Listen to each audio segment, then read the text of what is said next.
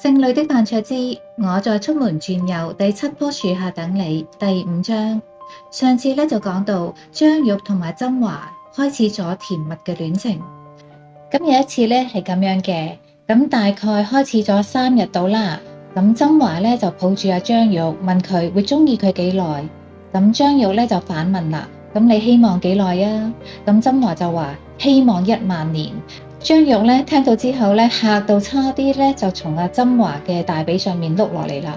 咁張玉心諗，喂，唔係啊嘛，一世咧已經好耐啦，10000年咁究竟有幾多世人啊？自己到時都唔知仲係咪人啦，可能已經變咗精啦。咁之後隔咗1個禮拜到啦，咁有一日張玉放假喺屋企無無聊聊咁樣，就喺網上面咧揾戲睇啦。咁無意之中咧揾到周星馳喺1996年拍嘅《仙履奇緣》，咁一直咧都覺得周星馳嘅電影咧好無聊嘅，但係嗰日咧唔知點解神推鬼拱之下咧就睇咗。當佢睇到阿周星馳喺電影最尾部分嗰段獨白，如果再有機會，我會同嗰個女仔講我愛你。如果非要喺呢份愛上面加個限期，我希望係10000年。哇！張玉咧當堂五雷轟頂，原來愛你10000年係出自呢部電影㗎。咁張玉咧即刻就 send message 俾阿甄華，話俾佢聽呢件事。咁甄華咧就好詫異，原來咧張玉居然冇睇過咁經典嘅電影，幾乎影響咗一代人嘅愛情觀。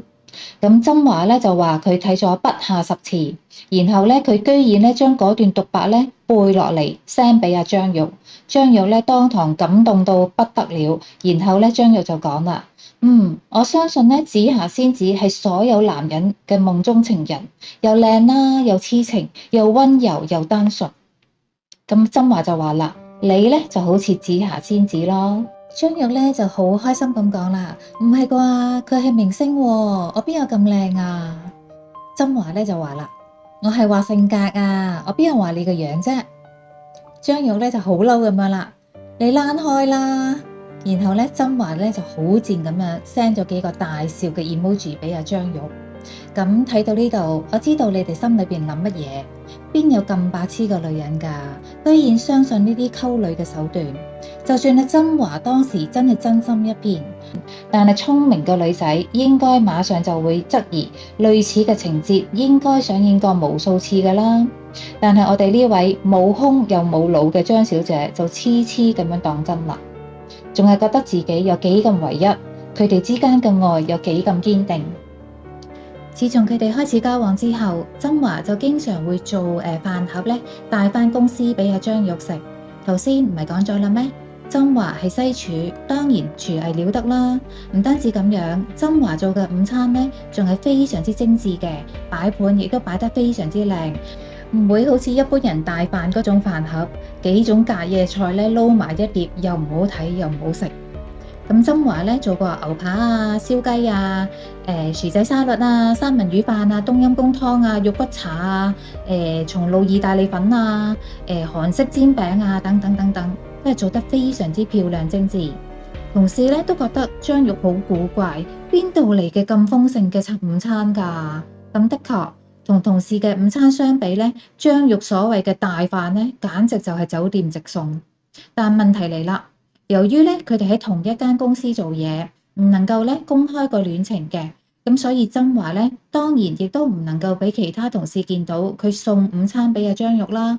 咁所以甄華咧一般都會將個午餐嘅飯盒咧放喺員工餐廳嘅一個唔顯眼嘅台上面，等阿張玉去攞啦。呢個就係佢哋嘅秘密基地，好浪漫啊！而張玉咧淨係識得做飯團。其實咧就非常之容易做，就係咧喺白飯入邊咧加啲日本嘅飯素啦，咁裏邊咧再塞一粒酸梅咧就做好啦，完全冇難度嘅。咁有一次咧，張玉咧做咗5個大飯團俾阿甄華，咁甄華一邊食一邊笑，又一邊搖頭。以佢西廚嘅標準嚟睇，呢5粒大飯團，無論個造型啊，無論個味道啊，無論個營養價值咧，都係完全唔合格嘅。咁張玉咧好不安咁樣睇住阿甄華食。咁話如果太難食嘅就算啦，唔好食啦。咁甄華講：好食好食，係你做嘅，一定好食。於是咧又塞一大啖嘅飯團入個嘴啦。張玉當堂甜到暈晒啦。咁自從佢哋相愛之後咧，阿張玉咧就成日都眼眉跳噶啦。咁張玉知道咧，一定係有人喺度掛住佢，同咩左福右凶咧冇關。佢知道一定係曾華喺度掛住佢。咁有一次咧，連續跳咗幾日，咁張玉咧就發信息咧話俾阿曾華聽啦。喂，我呢兩日咧眼眉咧眼皮咧一直喺度跳啊，幾乎咧每隔15分鐘咧就跳。咁有時咧都仲係好強烈嘅跳動喎。如果唔係你喺度諗我，會係邊個咧？好得人驚啊！咁曾華就講啦，左福右禍，反正都係有好事喺度等緊你啦。咁啊，張玉就話啦，但係我更希望你話你每隔15分鐘就喺度掛住我咯，而且有時仲係強烈嘅思念咯。阿曾華咧就話啦，你哋啲女人就係中意聽到男人擘大眼講大話啦。咁曾玉就話啦，係啊係啊，我中意聽啊，你快啲講啦。咁咧，於是咧，阿曾華就話啦，係啊係啊，我每分每秒咧都喺度掛住你，你就住喺我心裏邊。咁張玉咧聽到之後咧，感覺到天旋地轉嘅一陣渾然，心裏面咧覺得好暖好熱。然後張玉就講啦，我要抱抱。咁曾華咧就 send 咗一大堆擁抱嘅 emoji 俾阿張玉。呢個傻女咧就真係好認真咁樣數咗一下。然之後咧，竟然有60幾個抱抱咁多，真係實在太開心啦！點樣講呢？你哋睇到呢度，應該相信我講，張玉俾人嘅感覺喺心智上只有18歲，外表上咧睇嚟大概都只不過係28歲左右，所以真實年齡張玉雖然比曾華大9歲，對於受過重大情傷、受過生活上重大磨難嘅曾華嚟講咧，張玉真係一個翩翩飄至嘅紫霞仙子。好，欲知後事如何，敬請期待《我在出門右轉第7棵樹下等你》第6章。好啦，講完故事嘅部分呢，而家就嚟到食譜嘅部分啦。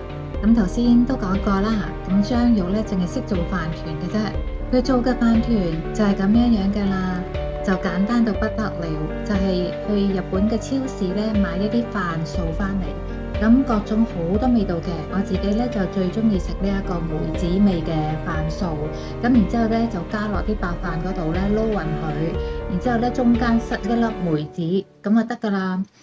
酸酸地都好開胃嘅。我有時覺得夏天啊冇乜胃口咧，我就會食飯團噶啦。咁一食一個兩個飽晒。